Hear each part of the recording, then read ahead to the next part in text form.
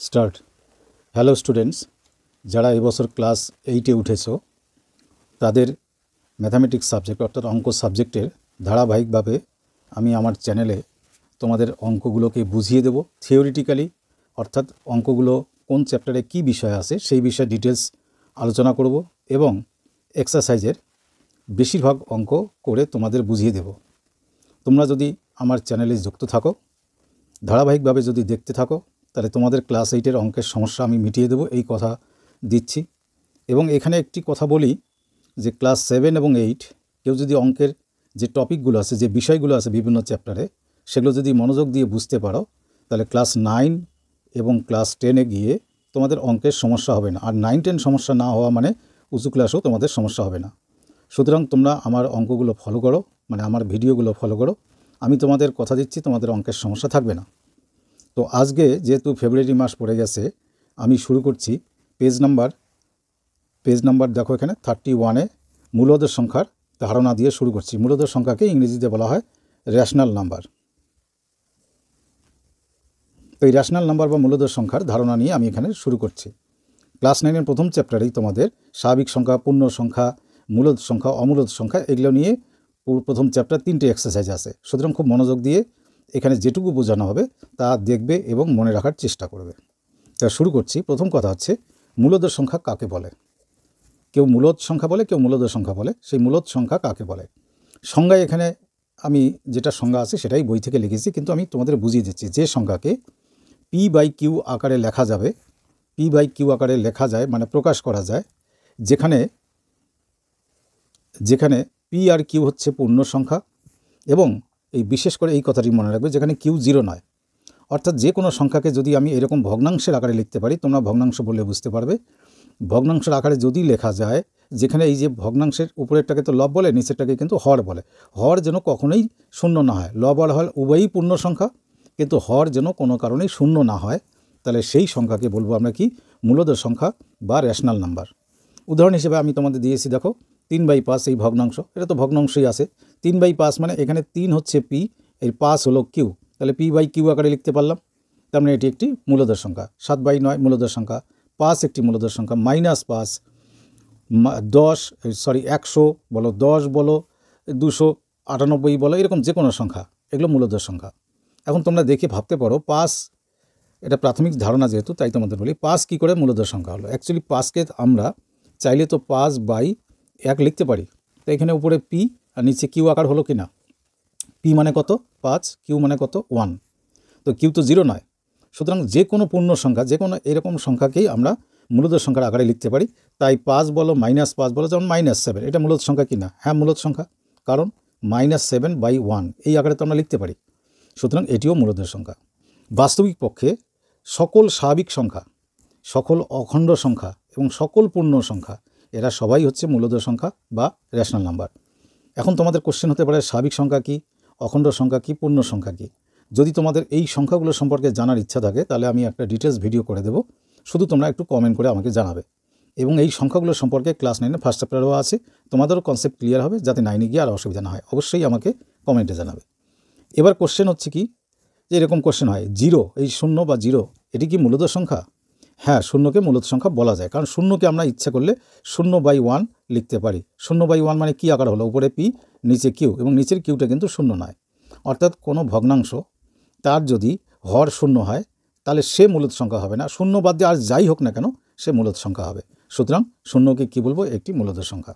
2-1টি নিয়ম আছে মূলদের সংখ্যা সম্পর্কিত, 2-1টি নিয়ম আছে। কি নিয়ম আছে? প্রথম নিয়ম হচ্ছে কি, দুটি মূলদের সংখ্যার যোগফল, দুটি মূলদের সংখ্যাকে যে যোগ করি, সেটি কিন্তু যে উত্তর আসবে সেটিও একটি মূলদের সংখ্যা হবে। উদাহরণ দেখো, আমি প্রথম মূলদের সংখ্যা নিয়েছি -5/7, তারপর একটা নিয়েছি 3/8।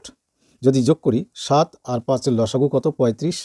7 দিয়ে 35কে ভাগ করলে 5 হয়, সেই 5 দিয়ে এই 5কে গুণ করলে কত হয়? 25 লিখেছি। 5 দিয়ে 35কে ভাগ করলে 7, 7 দিয়ে 3কে গুণ করলে কত হয়? 21। তাহলে -25 + 21 কত হবে? -4, আর নিচে তো 35 আছে। তো এটা তো দেখো তোমরা p/q আকার হলো কি না। তাই এই যে যোগফলটা, সেটি কী হলো? একটি মূলদ সংখ্যা। তাহলে কথাটি ঠিক, দুটি মূলদ সংখ্যার যোগফল একটি মূলদ সংখ্যা। আবার বলছি, দুটি মূলদ সংখ্যার বিয়োগফল কী হয়? বিয়োগফলও কিন্তু হবে মূলদ সংখ্যা। এই আগের ভগ্নাংশ দুটিকে, অর্থাৎ মূলদ সংখ্যা দুটিকে আমি নিলাম, নিয়ে তাদের মাইনাস করলাম। মাইনাস করলে তো তোমরা জানো এইভাবে মাইনাস বা বিয়োগ হয়। এখানে -25 -21 দুটোই মাইনাস চিহ্ন আছে, তাই যোগ করে মাইনাস চিহ্ন বসবে -46/35। তো এটাও তো p/q আকার হলো, সুতরাং এটি কি একটি মূলধর সংখ্যা। তাহলে দুটি মূলধর সংখ্যার বিয়োগফল একটি মূলধর সংখ্যা। দুটি মূলদ সংখ্যার গুণফল অবশ্যই মূলদ সংখ্যাই হবে। কারণ কি, এই দুটো মূলদ সংখ্যাকেই আমি এখানে নিলাম 5/7 ইন্টু 3/5, 5 আর 5 কাটলাম, 3 এখানে 1 আছে, 3 একে 3 হলো, সামনে মাইনাস থাকলো, 7 একে 7 হলো। এটাও তো একটি কী সংখ্যা হলো, এটিও একটি মূলধর সংখ্যা হলো। তার মানে দুটো রেশনাল নাম্বারের গুণফল একটি রেশনাল নাম্বার। দুটি মূলধর সংখ্যার ভাগফল একটি মূলধর সংখ্যা হবে, একটা মাত্র ব্যতিক্রম আছে, আমি সেটা বলছি। কীরকম, এই ভগ্নাংশ দুটিকে বা এই মূলদ সংখ্যা দুটিকে আমি ভাগফলের আকারে লিখলাম, এই যে ভাগ চিহ্ন। তোমরা তো জানো সরল করার অঙ্কে ভাগ চিহ্ন তুলে দিলে যখনই আমি গুণ চিহ্ন লিখবো এটা উল্টে যাবে, 5 উপরে যাবে, 3 নিচে আসবে, 5/3। তাহলে 5 × 5 কত 25, 3 × 7 কত 21, এখানে কাটাকাটি গেল না। তা যে ভাগফলটা গুণফলটা আমি পেলাম সেটা কি একটি মূলধর সংখ্যা। তো দেখলাম গুণফল ভাগফল মূলধর সংখ্যা, কিন্তু যদি আমি কোনো মূলদ সংখ্যাকে 0 দিয়ে ভাগ করি তাহলে তার উত্তর হয় কিন্তু অসংগত, যেখানে ভাজক 0। যেমন 2005 আছে, তাকে যদি 0 দিয়ে ভাগ করো এটাও হবে অসংজ্ঞাত। অসংজ্ঞাত কথাটা মানে যাকে সংজ্ঞা দেওয়া যায় না, যাকে বলে বোঝানো যায় না, ডিফাইন করা যায় না, তাকে অসংজ্ঞাত বলে। তাহলে কোনো কিছুকে 0 দিয়ে ভাগ করলে উত্তর কী লিখবে তোমরা, 0 লিখবে না, কী লিখবে, অসংগত। আজকের থেকে তাহলে এটা শিখে নিলে। তা সুতরাং এই অসংগত সংখ্যা মানে যেটা মূলদ সংখ্যা নয়, তাই যে ক্ষেত্রে ভাজক মানে হচ্ছে 0, সেক্ষেত্রে কিন্তু ভাগফল, দুটি মূলধর সংখ্যার ভাগফল কখনো মূলধর সংখ্যা হবে না। তাহলে এই একটি মাত্র কেস হলো এক্সেপশনাল, সেটা তোমরা মনে রাখবে। 0 দিয়ে, তাই আমরা কমপ্লিটলি লাস্টে বলতে পারি 0 দিয়ে ভাগ না করলে, যদি 0 না থাকে ভাজকে, তাহলে দুটি মূলধর সংখ্যার ভাগফল সর্বদাই একটি মূলধর সংখ্যা হবে। তাহলে মূলধর সংখ্যার কিছুটা হলো তোমরা আজকে কনসেপ্ট বা ধারণা পেলে। তো এবার আমি বইয়ের এক্সারসাইজ থেকে আরও 2-1টি নিয়ম নিয়ে আলোচনা আছে, সেটা গুরুত্বপূর্ণ নয়, সেই জন্য বইয়ের এক্সারসাইজ থেকে তোমাদের কিছু অঙ্ক করে দিচ্ছি। এক্সারসাইজ কোনটা, পেজ নাম্বার হবে 41, পেজ নাম্বার 41। আর কোষে দেখি বলা আছে, যেটাকে আমি এক্সারসাইজ বলি, এক্সারসাইজ বলতেই ভালো লাগে, সেটা হচ্ছে কি এক্সারসাইজ 3। চলো প্রথম অঙ্কে যাই, যতটা পারা যায় কয়েকটি অঙ্ক আমরা আলোচনা করি। প্রথমেই বলেছে দেখো, নিচের সমীকরণগুলি সমাধান করি এবং বীজগুলিকে p/q আকারে লিখি। তো নাম্বারিংটা তোমরা এভাবে করবে, 1 লিখে a লিখবে, লিখে এটা একটা রেক্ট্যাঙ্গুলার বক্সে রাখবে। এই নাম্বারিংটা কমপ্লিটলি আলাদা করার জন্য এই আকৃতিতে এখন থেকে লেখার প্র্যাকটিস করবে। তো 1-এর এতে আছে 7x = 14। তা তোমরা এখানে বাদিকে লিখবে বা, x = 7, এখানে গুণ আছে, ওইদিকে গেলে কি হবে ভাগ। এগুলো তো তোমরা 7-এর লাস্টের দিকে চ্যাপ্টারের সমাধান শিখেছ। আর এখানে ক্লাস এইটার প্রথম দিকে আছে, ওই ক্লাস 7-এরই কিছু অংশ এখানে তুলে দিয়েছে। সুতরাং তোমাদের রিভিশন বা রিপিট তো হয়ে গেছে। 7টা কোথায় আসবে, গুণ আছে, এখানে এসে ভাগ হবে। 7 দিয়ে কাটলে কত হলো 2, কিন্তু আমাদের p/q আকারে লিখতে বলছে, লাস্টে তোমরা অতএব চিহ্ন দিবে। অতএব x = শুধু 2 লিখবে না, 2/, কত লিখবো 1, কারণ অ্যাকচুয়ালি তো এখানে x = 2 হয়, কিন্তু আমাদের লিখতে বলছে কি p/q আকারে। তাই নিচে q তো খুঁজে পাচ্ছি না, তা নিচে 1 দিলে তো কোনো দোষ নেই, কারণ 2কে 1 দিয়ে ভাগ করলে তো 2ই হবে। সুতরাং সঠিক উত্তর কোনটা হবে, এটা। উত্তরকে সবসময় আন্ডারলাইন করতে হয়। আজকের পর থেকে তোমরা যতদিন অঙ্ক করবে, অঙ্কের আনসারটাকে আন্ডারলাইন করবে, অর্থাৎ হাইলাইট করবে। এবার 1-এর বিতে আসি। এখানে একটি কথা আছে, তোমরা আজকের দিন থেকে সব সাবজেক্টে একটা জিনিস প্র্যাকটিস করবে, শুধু বি লিখবে না। অনেকে এখানে 1a লিখলো, তো তারপরে কিন্তু শুধু বি লিখে যায়, শুধু বি না, 1-এর বি লিখবে, মনে থাকবে তো কথাটা। তাহলে এভাবে লিখবে, এবং আমার ভিডিও লক্ষ্য করলে তোমরা বুঝতে পারবে। তো 1-এর বিতে আছে 4p + 32 = 0, 4p + 32 = 0। তো এখানে বা না লিখে তোমরা এই চিহ্নটা ইউজ করতে পারো, এটাকে ইমপ্লাইজ সাইন বলে। তাহলে শুধু 4p যদি বাদিকে রাখি, 32 ওইদিকে গেলে কি হবে, এখানে যা থাকবে তার উল্টো সাইন, এখানে আছে প্লাস, এদিকে এসে কি হবে মাইনাস। তো এখানে যদি বলি p = -32 উপরে 4 নিচে। এখানে একটি নিয়মের কথা বলি, সেটা হচ্ছে সমান সমান চিহ্নটা বরাবর এই ভাগের চিহ্নটা টানবে। অনেককেই দেখেছি সমান সমান এখানে ভাগ এইরকম 32/4 লেখে, এরকম লিখবে না। এই সমান চিহ্ন আর এই লাইন একই সরলরেখায় থাকবে। তো 4 দিয়ে 32কে কাটলে কত হয় 8। তো আমরা কত পেলাম, লাস্টে অতএব দেওয়াটাই বেশ ডিসেন্ট লাগে। তাহলে p = -8 লিখতাম, কিন্তু p/q আকারে লেখার জন্য কি লিখব, 8/1। এটাই আনসার। আর কি শেখালাম, যে উত্তরটা যেটুকু উত্তর আছে ওইটুকু জায়গা আন্ডারলাইন করবে। এবার হবে ওয়ানের সি, শুধু সি লিখবে না, ওয়ানের সি। তো ওয়ানের সিতে আছে 11x ইকুয়াল টু 0। তো এরকম সাইন দিয়ে এক্স ইকুয়াল টু কী লিখব, 0/11। তো অতএব এক্স ইকুয়াল টু উত্তর কত আসে, 0। কিন্তু আমরা এটাকে প্রকাশ করব p/q আকারে, তার মানে তোমরা আরেকবার অতএব দিয়ে লিখতে পারো এক্স ইকুয়াল টু 0/1, এটাই উত্তর। তো 1-এর ডি নাম্বারে চলে আসি। কিভাবে নাম্বার লিখছি বারবার বলছি, ফলো করে যাবে। 1-এর ডিতে আসে 5m - 3 equal to 0। 5m - 3 equal to 0।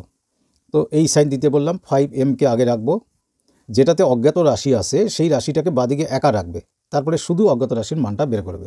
তাহলে 5m ইকুয়াল টু কী হবে, 3, কি 3 মাইনাস ছেলে দিকে প্লাস হলো, তার মানে m ইকুয়াল টু কত হবে, ওপরে 3 নিচে 5। দেখো এটা p/q আকারে এসে গেছে, সুতরাং আমরা এই লাস্টের জায়গাটাকে অতএব দেওয়ার চেষ্টা করব। আমি ভালো জিনিসগুলো যা যা করা আছে তা শেখাচ্ছি, যে যতটা পারবে নেবে, এবং আমি আশা করব তোমরা প্রত্যেকে এই নিয়মগুলো ফলো করবে। এবারে আরও এখানে ডি গেল, জি, জিটা আমি করি 1-এর জি, কারণ 1-এর জি একটু আলাদা রকম আছে, আমি করে দিচ্ছি। কীরকম আছে, 6y equal to 5 plus Y আছে। দেখো এখানে অজ্ঞাত রাশি হচ্ছে ওয়াই, তা ওয়াই যেদিকে যেদিকে থাক তাদেরকে এক জায়গায় আনবে, নাহলে কিন্তু সমাধান করতে পারবে না। 6y এর পাশে এই ওয়াইকে নিয়ে আসলাম, ওইদিকে ছিল প্লাস, তাহলে এইদিকে এসে কী হবে, মাইনাস, ইকুয়াল টু কত, 5। তাহলে 6y থেকে y গেলে কত থাকে, 5y ইকুয়াল টু কত, 5। তাহলে y ইকুয়াল টু কী হবে, 5/5, 5 দিয়ে 5 কাটলে 1, তার মানে আমরা y ইকুয়াল টু কত পেলাম, 1। এটাই হলো মূল উত্তর যখন সমাধান করতে বলবে। কিন্তু আমাদের লিখতে হবে কেমন, p/q আকারে, মানে কী লিখবে, তাহলে 1/1। তার মানে আমরা যে আনসার পেলাম সেখানে বলো তো p কত, 1, আর q কত, 1। এই যদি আগের অঙ্কয়ে আসি, এটাতে অ্যাকচুয়ালি p এর জায়গায় কী পেলাম আমরা, আমাদের তো p/q আকারে লিখতে বলেছে। p এর জায়গায় কত পেলাম, 3, আর q এর জায়গায় কত পেলাম, 5। এবারে আমরা আসি 2 নম্বর অঙ্কে। 2 নম্বর কোশ্চেনটা তোমরা দেখবে, আমি বই থেকে দেখেই করছি। বলছে y equal to -5/4, y equal to -5/4। লক্ষ্য করবে ইকুয়াল সাইন, মাইনাস সাইন, আর এই ভাগের চিহ্ন একই সরলরেখায় যেন থাকে। আমাদের যাচাই করতে বলছে যে -y ইকুয়াল টু y। যাচাই বা প্রমাণের ক্ষেত্রে বাদিকটাকে তোমরা বাম পক্ষ বা LHS লিখে স্টার্ট করতে পারো। বাম পক্ষ বাংলায় লিখতে পারো বা LHS মানে এই বাদিকটা কেমন আছে, বাদিকটা -y। তো আমরা নিচে লিখে যাই, মাইনাস ব্র্যাকেটের মধ্যে -y এর মান আবার কি আছে, -5/4। তো এখানে একটা জিনিস লক্ষ্য করো, -5/4টা আমাদের একটা ব্র্যাকেটে লিখতে হবে। সুতরাং পরপর তো দুবার ফার্স্ট ব্র্যাকেট হয় না, আমাদের এখানে চেঞ্জ করে সেকেন্ড ব্র্যাকেট দিতে হবে, বুঝে যাবে কথাটা। এই মাইনাসটা এই মাইনাস, আর ওয়াই এর জায়গায় আমার এই পুরো ভ্যালুটা বসালাম। তো এবার মাইনাস থাক বাইরে, second bracket, minus into minus করলে কি হয়, প্লাস, প্লাসটা না লিখলেও হয়, আমি লিখলাম /4, ফার্স্ট ব্র্যাকেট উড়ে গেছে। এবার সেকেন্ড ব্র্যাকেট যদি তুলতে যাই, এই সাইন দিয়ে এটাকে গুণ করব, মাইনাস ইন্টু প্লাস কী হয়, মাইনাস, এটা কত, 5/4। তো এবার তোমরা শুরুতে দেখো ওয়াই এর ভ্যালু আছে কিন্তু -5/4, তাহলে -5/4 জায়গায় আমি ওয়াই লিখতে পারি। তো আমি লিখলাম এখানে ওয়াই। তো এটা দেখো ডান দিকের সঙ্গে মিলে গেছে, তখন লিখে দিবে RHS, প্রমাণিত বা প্রুভড।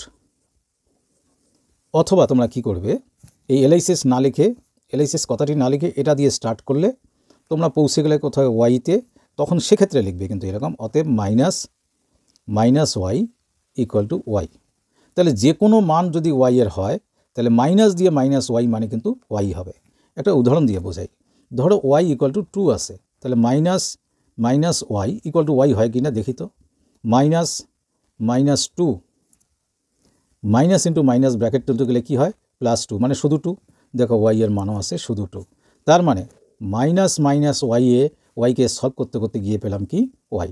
তাহলে যে কোনো সংখ্যা -x, এখন তোমরা কি বলবে, শুধু x, -m কি বলবে, শুধু m। এটা দেখে তোমরা এটুক শিখতে পারলে যে মাইনাস দিয়ে আবার ওই সংখ্যারই যদি মাইনাস থাকে ব্র্যাকেটের মধ্যে, আলটিমেটলি আমরা ওই সংখ্যাটি পাই। তো যাই হোক, এই হলো 2 নম্বর। 3 নম্বর বলছে কি x = -3/8 হলে কতগুলো রাশি দেওয়া আছে তার মান খুঁজি। 3 নম্বর। তো x = আমরা আগে লিখে নেব -3/8। তো প্রথম যেটা আছে a নাম্বার 2x + 5। তো এটার মান যখন খুঁজবো এখানে নিচে ইকুয়াল টু দেবে 2x এর ভ্যালু কত, যদি কোনো মানের সামনে মাইনাস চিহ্ন থাকে তাকে কিন্তু ব্র্যাকেট দিয়ে লিখবে -3/8। এটা x এর মান বসালাম, +5 পাশে আছে, এই 2 দিয়ে গুণ আছে মানে এই 2 দিয়ে 8কে কাটতে পারি, কত হয় 4। তার মানে কত পেলাম -3/4 + 5। এবার কি করবে, এবার লসাগু 5-এর নিচে একটা 1 ভাবলে লসাগু কত 4। তো 4 দিয়ে 4কে ভাগ করলে 1 হয়, সেই 1 দিয়ে 3কে গুণ করলে -3ই বসবে। এই যে সামনের মাইনাস কিন্তু এর সঙ্গে বসাতে হবে, প্লাস এই 1 দিয়ে 4কে ডিভাইড করলে 4 হয়, 4 দিয়ে আবার 5কে ইন্টু করলে 4 পাশে 20। তার মানে আমি উপরে কত পেলাম, +20 থেকে যদি -3 যায় তাহলে +17 থাকে, প্লাস লিখতে হবে না, নিচে কত থাকে 4। তো এটা মিশ্র ভগ্নাংশ করতে পারো বা সেরকম কোনো নির্দেশ নেই।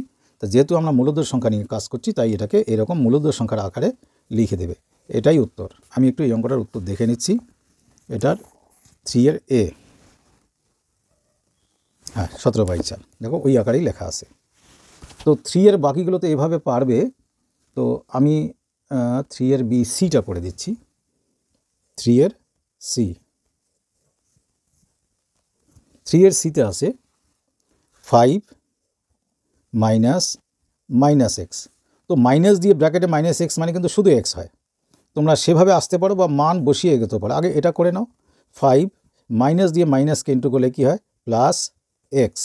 এবার চলে আসো মান বসাই, 5 প্লাস x এর মান কী ছিল -3/8। একটু দেখে নেই x এর মান, হ্যাঁ -3/8। তো এবার তোমরা ভেবে দেখো, প্লাসে মাইনাসে তোমরা মাইনাস লিখে নিতে পারো বা লসাগু করেও করতে পারো। দেখো আমি এভাবে দেখাচ্ছি, এর নিচে একটা 1 আছে, তাহলে 8 আর 1-এর লসাগু কত 8। 1 দিয়ে যদি 8কে ভাগ করি 8 থাকে, সেই 8 দিয়ে 5কে গুণ করলে 5-8 40। আর 8 দিয়ে 8কে ভাগ করলে 1 থাকে, সেই 1 দিয়ে 3কে গুণ করলে 3। 40-এর থেকে 3 গেলে আমি পাশে লিখে দিচ্ছি 37 কত হলো 8। এটা মূলদের সংখ্যার আকারে বা p/q আকারে হলো, তো সেখানেই উত্তর লিখে দাও। তাহলে এটাই হলো আমাদের উত্তর। তো এভাবে 3 এর C। তো বাকি পার্টটা তো একবারে শেষ করা যাবে না, তোমরা সেই জন্য আরেকটা ভিডিওর জন্য অপেক্ষা করো, যাতে আরেকটা ভিডিওতে এই এক্সারসাইজ শেষ করতে পারি। 4 এর একটা কোশ্চেন আমি শুরু করি। নাম্বার 4 এর যদি আমি A বলি, দেখো কি আছে। নাম্বার 4 এর A আছে হচ্ছে যে 9/11 প্লাস একটা বক্স দিয়ে বলেছে এই বক্সের মধ্যে কি বসালে তার যোগফল 0 হবে। এখানে একটা জিনিস তোমাদের বলি, যে কোনো সংখ্যার যে +x আর -x কাটলে কত হয় =0 হয়, +5 আর -5 কাটলে কত হবে 0। তাহলে যে সংখ্যা প্লাস দিয়ে থাকবে তার সঙ্গে তার মাইনাস সংখ্যাকে যদি নিয়ে আসি কাটাকাটি করে 0, তাহলে এটার সঙ্গে আমরা কি বসালে 0 আসবে, এরই ঋণাত্মক বা মাইনাস ভ্যালু এখানে বসাবো। এটা মুখে মুখে বুঝে গেলে, তাহলে এটাই হলো আমাদের উত্তর। এবার 4 এর B নম্বরটা দেখো।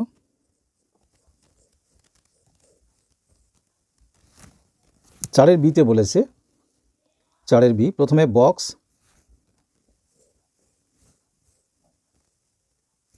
তারপরে বলেছে প্লাস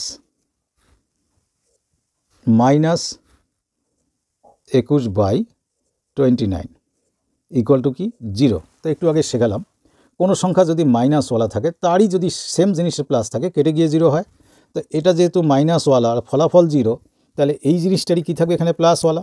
প্লাসের ক্ষেত্রে সাইন দিতে হয় না, তাহলে এই সাইনটা এই মাইনাস সাইনটা না দিয়ে প্লাস দেবো, প্লাস লিখতে হয় না। তাহলে 21 কত লিখব 29। এই হলো এটার কমপ্লিট আনসার। তো এভাবে তোমরা 4 অবধি 4 এর বাকিগুলো নিজে ট্রাই করবে। আর নেক্সট ভিডিও আমি দিচ্ছি, সেখানে কমেন্ট সেকশনে লিখতে পারো যে 1 থেকে 4 এর মধ্যে আর কোথাও সমস্যা আছে। কিন্তু তারপরের দিন আমি 5 থেকে শুরু করে এই এক্সারসাইজের শেষ পর্যন্ত আমি তোমাদের ভালো মতো বুঝিয়ে দেবো। এখানে অঙ্ক করার ক্ষেত্রে একটা জিনিস বলি, অঙ্ক তো এরকম জিনিস না একদিন একটা ভিডিও দেখলাম আমি শিখে গেলাম। যেমন ধারাবাহিকভাবে দেখে যাবে ভিডিও, অঙ্কের সলভ নিয়ে ব্যস্ত হবে না, কোথায় কি শেখাচ্ছি, কোথায় কীরকম লেখার নিয়ম তোমাদের যে বয়সে তোমরা অর্থাৎ ক্লাস 8-এ যারা আসো তোমাদের টাইমটাই হলো শেখার টাইম, সঠিক জিনিস শেখার টাইম। ক্লাস 10-এ গিয়ে আর শেখার টাইম থাকবে না, তখন অঙ্ক সলভ করতে হবে। সুতরাং কোথায় কী বলছি, কীভাবে লিখতে হবে সেই জিনিসগুলো ভালো করে দেখবে। যদি নিজে অঙ্ক শিখতে চাও, অঙ্ককে নিজের করায়ত্ত করতে চাও, খুব ইজি বানাতে চাও সাবজেক্টটাকে, তাহলে কিন্তু আমার ভিডিওগুলো দেখে যেতে হবে এবং যেখানে যা বলি সেটা মনে রাখতে হবে। তাহলে আজকের মতো এই পর্যন্তই। তোমরা আমার এই ভিডিওগুলো দেখতে থাকো এবং প্রয়োজন অনুযায়ী কমেন্ট করবে, এই আশা।